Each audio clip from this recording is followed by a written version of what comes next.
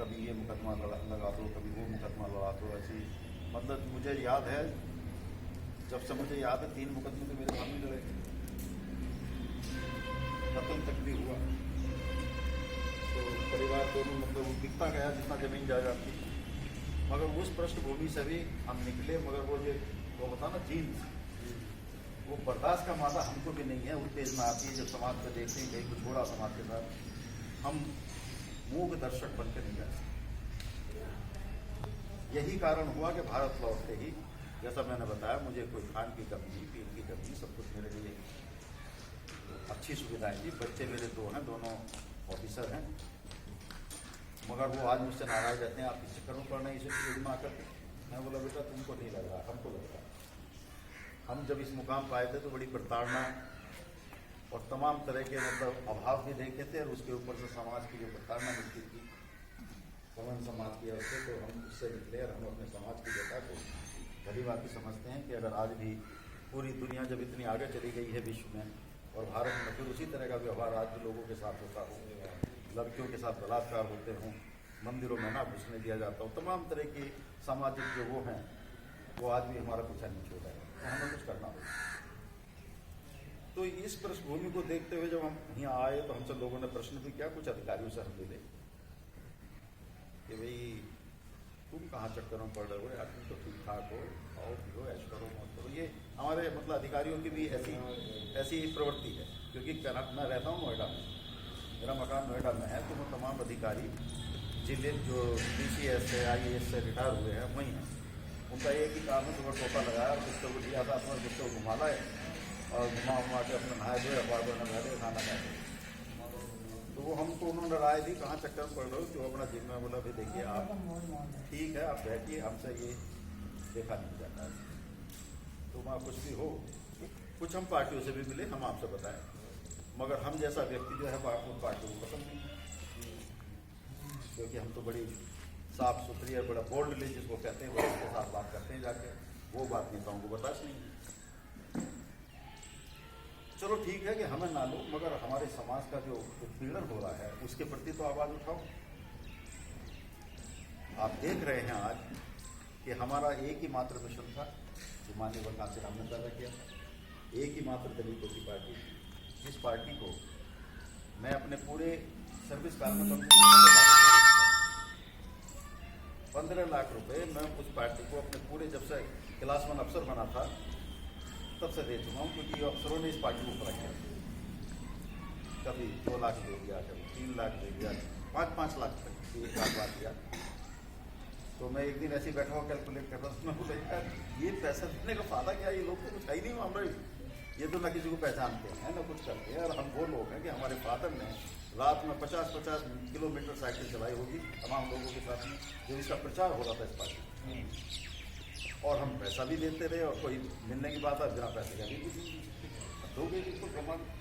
भाई हमने तो आपसे ये नहीं कहा हमारे किसी बच्चे की नौकरी लगा, हमने तो तुमसे आज तक कोई चीज़ मांगी नहीं, गाँव के लिए कुछ नहीं मांगा। तो हम तो ये सोच रहे थे हमारा समाज अच्छी तरह है, एक पार्टी आई है, मिशन है हमारा अच्छा है, बढ़े, नाम है वही थोड़ा समाज का।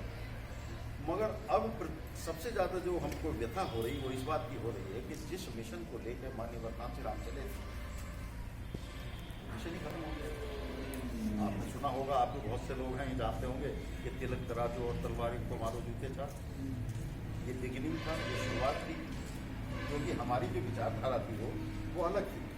मान्यवर की विचारधारा, संत गुरु रविदास जी की विचारधारा, बुद्धा की विचारधारा, बाबा साहब की विचारधारा एक समानता की विचारधारा है, एक न्याय की विचारधारा है, एक स्वतंत्रता की विचारधारा है, अंधविश्वास से परे एक स्वतंत्र चिंतन की विचारधारा है, जिसमें भाईचारा है, जिसमें एनलाइटनमेंट है, प्रबुद्धता है। एक दूसरी विचारधारा है जिसमें न तार्किकता है, उसमें अंधविश्वास भरा पड़ा है, असमानता भरी पड़ी है, छुआछूत जातिवाद का कोड़ भरा पड़ा है, किसी को ऊंच किसी को नीच तमाम तरह की व्यथाएं वहाँ हैं। एक वो विचारधारा है, एक ये विचारधारा है। तो इस विचारधारा को माननीय वरदान से हमने आगे बढ़ाया था। तो वो विचारधारा वही थी कि तिलक तराजू को ये हमारे जो शोषण करता है उनके विरुद्ध वो उठे थे।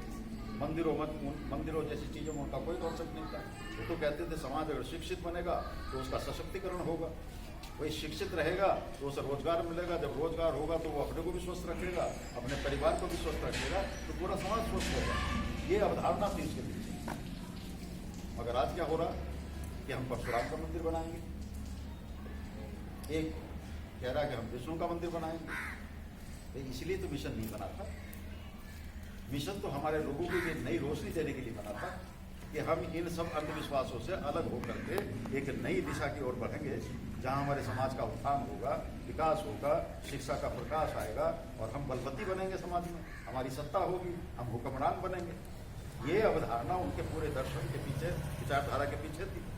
तो आज व्यथा हो जाती है, दुख हो जाता है कि वही समाज जिसको हमने बनाया था, वही राजनीतिक दल जिसको हमने सब तरह से सींचा, पैसे से सींचा, आज हम किसी आदमी से उस पार्टी की बात करते हैं तो वो चुप भी हो जाते हैं। हम उनसे कहते हैं तुमने 100 गुना कमाया होगा, उससे 1/4 हमने तो दिया है, हमने नहीं लिया है कुछ भी। तो ये आप समाज की दलाली करिए, उससे हमें क्या लेना देना। समाज का काम करो, अगर तुम कर भी रहे हो थोड़ा बहुत, समाज का काम तो हो। भाई जिस पार्टी की सत्ता होती है, अगर उस पार्टी के लोगों के परिवार में किसी आदमी को किसी चीज की जरूरत है, वो तो उसे तो ऐसा लगना चाहिए कि आज हमारी सत्ता थी, ये लाभ मुझे मिला। मगर अगर वो थोड़े से काम के लिए भी उसका बहुत बड़ा पेमेंट दे, बहुत बड़ी कीमत दे, तो उसे कब ऐसा महसूस होगा मैं अपनी सत्ता में रह रहा हूँ। तो ये हमारी सबसे बड़ी व्यथा है। और सबसे बड़ी बात आज ये हो गई है कि उसी मिशनरी पार्टी के रहते हुए, नेता के रहते हुए संविधान का हनन हो रहा है, संविधान टूट रहा है, उसकी मान्यताएं, उसके प्रावधान सबको खत्म किया जा रहा है।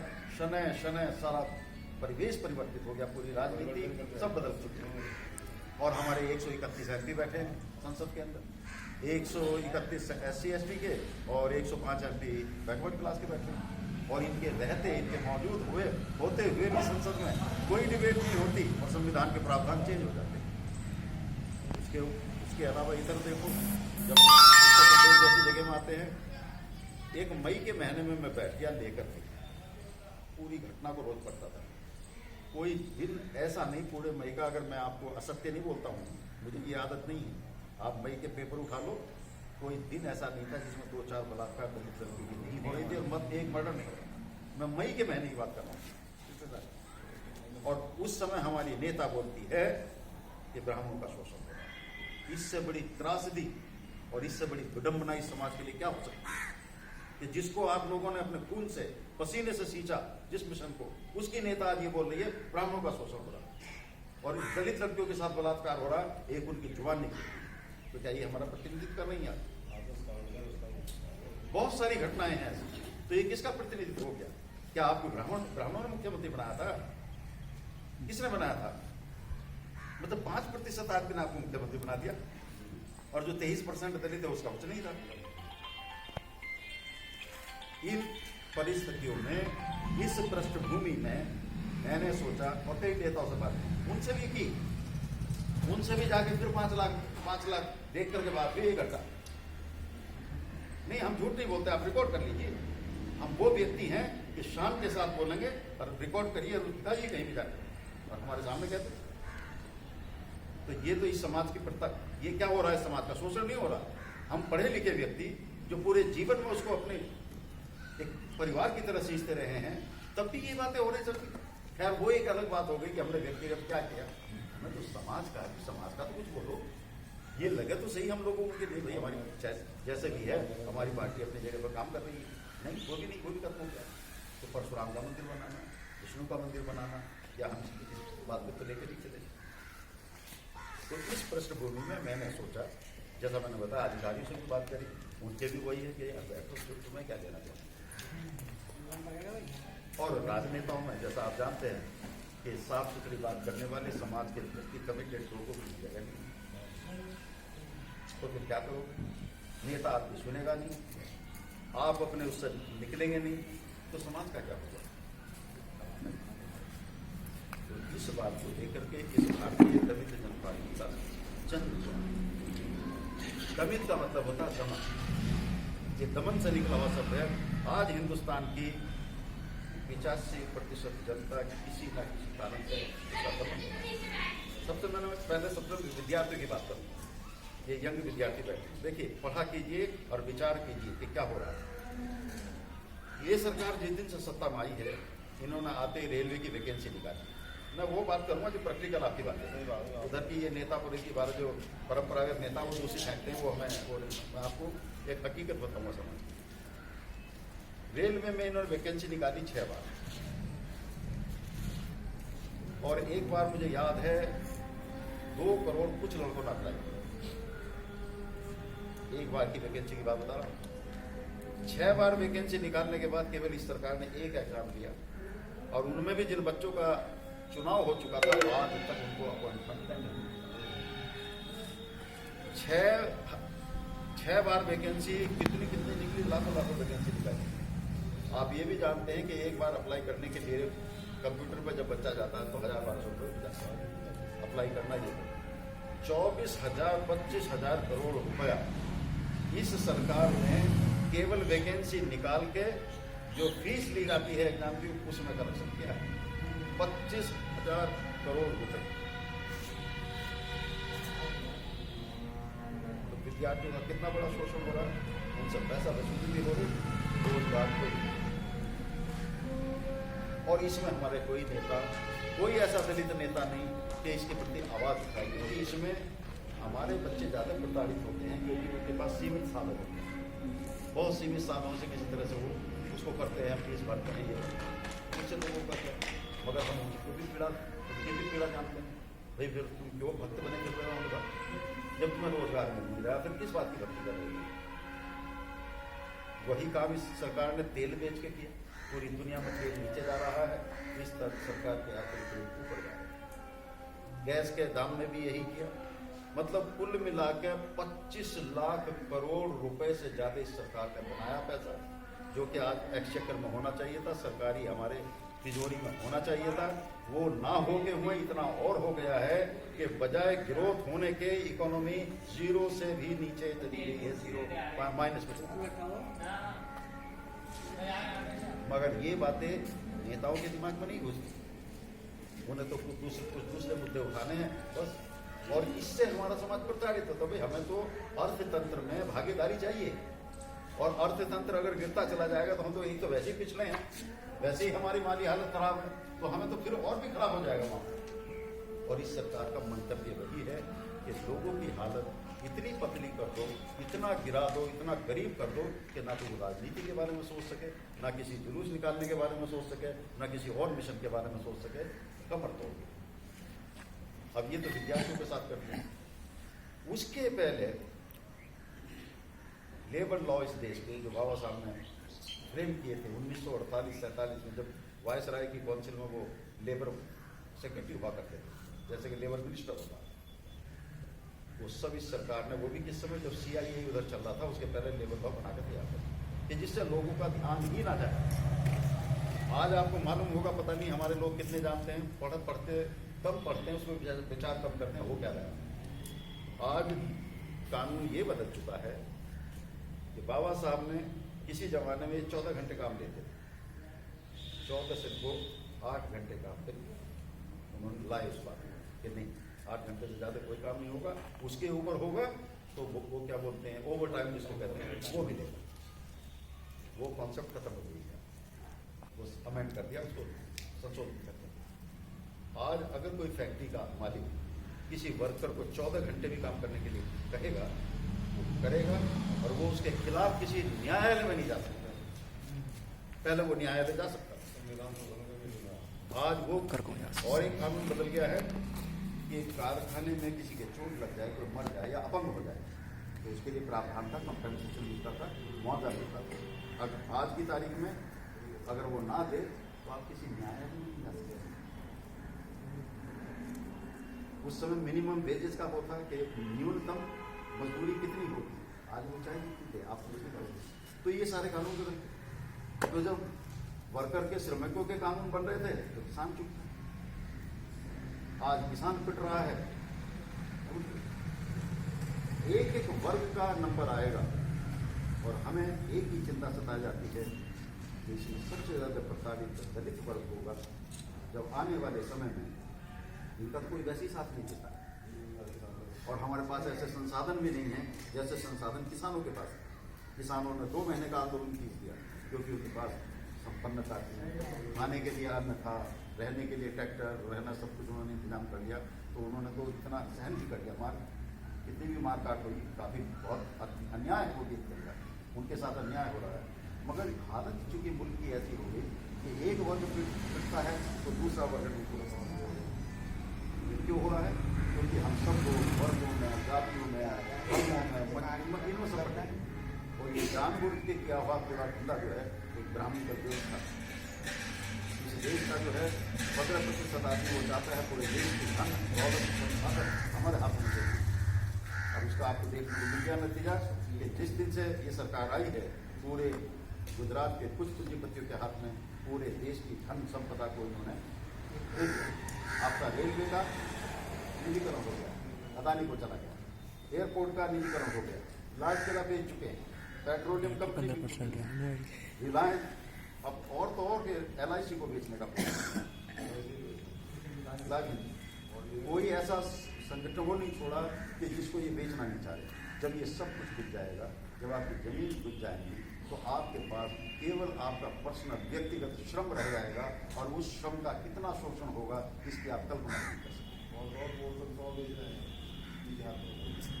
इसलिए क्योंकि इन नेताओं से हम ऊब चुके हैं, जो जनता के वास्तविक मुद्दे हैं, जो हमारे अस्तित्व को, हमारे होने को छूते हैं, दिन प्रतिदिन, रात दिन, हर पल उन मुद्दों से तो ये परे हैं। तो इसलिए हमारे फिर नेता हैं। केवल हमें नाम तो नहीं करना कि भाई हमारी एक पार्टी है, नहीं एक बात और होता है। जो जीवंत समाज होता है, जो जीता जागता समाज होता है, वो हमेशा अपने भविष्य के बारे में सोचता है। वो ये नहीं सोचता ये था, ये हमारी पार्टी थी, ये हमारा दल था। क्योंकि आप बीजेपी से सीखी बात, जब उनको लगा कि ये आडवाणी जिसने इस पार्टी को 2 से 200 पर पहुंचाया था, जब उनको लगा ये अब किसी काम का नहीं है और हमें सत्ता तक पहुंचना है, उसको हटाने में भी उनको परहेज नहीं हुआ।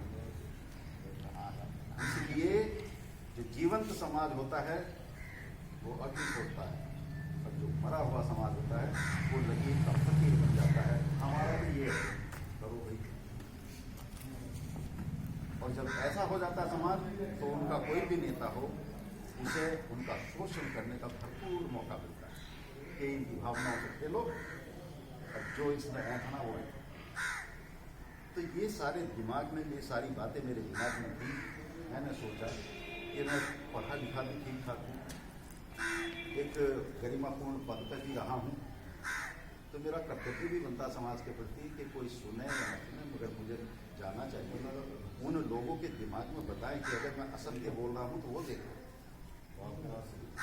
और नहीं समझो और छोड़ो, एक नई दिशा की ओर बढ़ो, एक नए संकल्प के साथ, एक नए विकल्प के साथ। क्योंकि ये जो आपके सामने इस समय मौजूदा हालत में विकल्प है वो डूबेगा। हालात ऐसे हैं, मैं आपको बता रहा हूँ कि डूबेगा, तो खत्म हो गया वहाँ, कुछ नहीं।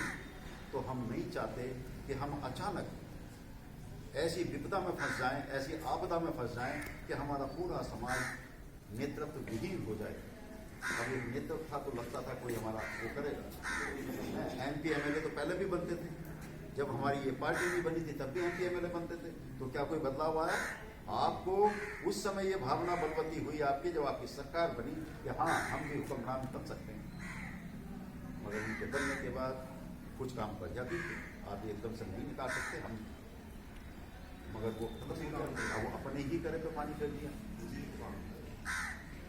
तो अब क्या करेंगे? अचानक अगर कुछ हो जाता है किसी चीज़ में, या हमारी सारे अधिकार छीन लिए जाते हैं, तो आपको एक विकल्प तो होना चाहिए। और ये विकल्प मैंने इस बात को दृष्टि में रखकर किया है कि मैं अपनी बिजनौर से, क्योंकि बिजनौर का आज तक केवल शोषण हुआ है। जब मैं बचपन से देखा हूँ कि बाहर से लोग आते हैं, कोई भी पार्टी के लोग हों, इलेक्शन लड़ाया और हमारे लोगों को या तो मूर्ख समझते हैं, दो ही बातें हो सकती, जो यहाँ के लोग मूर्ख हैं, जो बाहर से आया उसको वोट देकर भगा देते हैं, जानिए भाई हमारी पार्टी आ गई। अरे भाई ये जीवंत जिला रहा है, जब पूरे भारतवर्ष के अंदर कोई बोल भी नहीं सकता था, तब भी बिजनौर के चुनाव में अग्रणी भूमिका अदा की है। चाहे कि कोई गर्दी हो, मोड़ना गर्दी हो, फलाने गर्दी हो, जन कितनी गर्दी यहाँ हुई है, मगर यहाँ का चमार पहले से अग्रणी रहा है। और इसी यहाँ के ही चमार के बलबूते पे एक मिशन ये खड़ा हुआ। वरना मान्यवर ने भी, मान्यवर कान से राम ने महाराष्ट्र में बहुत जोर लगाया, कुछ नहीं हुआ। मध्य प्रदेश में गए, कुछ नहीं हुआ।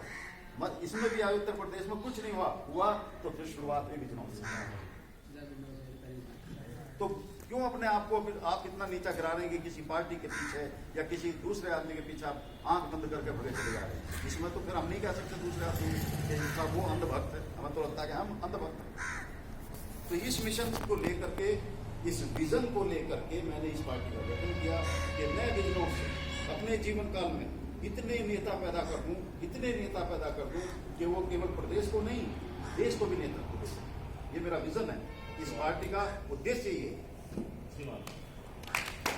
आप लोगों पर निर्भर करता है कि आप इसमें कैसे आके काम करते हैं। क्योंकि नेता तो विजन लेके जाता है, जनता ही अपने ऊपर उठाती है। जनता कितनी कमिटेड है, कितना आग्रह है उसे अपने मिशन से, वो उस पर निर्भर है। क्योंकि देखिए एक बात मैं आपको बता दूं, इस सरकार का जो कदम है ये आजमा रही है लोगों को। CAA जो आया था उसका निशाना मुसलमान थे, मगर उसका जो दूरगामी परिणाम था वो दलितों पर नहीं था। मगर हमारा जो संविधान है, हमारे जो बाबा साहब हैं या हम जिनके बताए गए रास्ते पर चल रहे हैं, हम ऐसा चाहते हैं कि इस देश में सभी भ्रातृत्व के साथ रहें। भैया आज इन्होंने सबके मन में एक धारणा फैला दी है, गलत धारणा। देखिए लोग समझते नहीं, लोगों को पढ़ने के साथ साथ, सुनने के साथ साथ अपनी बुद्धि विकल्पों का प्रयोग करना चाहिए। ये बराबर लोगों से कह रहे हैं कि देश में मुसलमान आ जाएगा, ये कर देगा, वो कर देगा, भय दिखाया जाता है। अब आप एक बात समझिए, इस देश का राष्ट्रपति हिंदू, इस देश का प्रधानमंत्री हिंदू, रक्षा मंत्री हिंदू, गृह मंत्री हिंदू, तमाम governor Hindu, cabinet secretary Hindu, military इनकी, पुलिस तंत्र इनका, न्यायपालिका इनकी, सारा तंत्र इनका, तो मुसलमान कहां से खा जाएगा?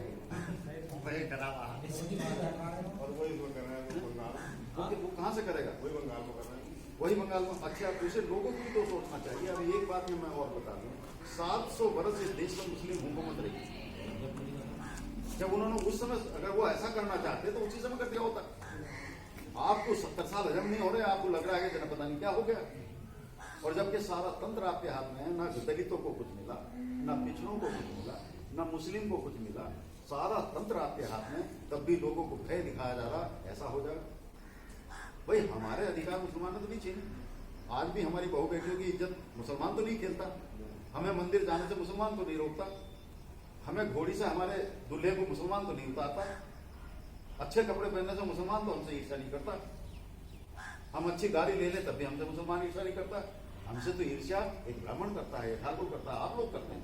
तो हम किस हिंदू व्यवस्था में हम कहाँ फिट हो रहे हैं?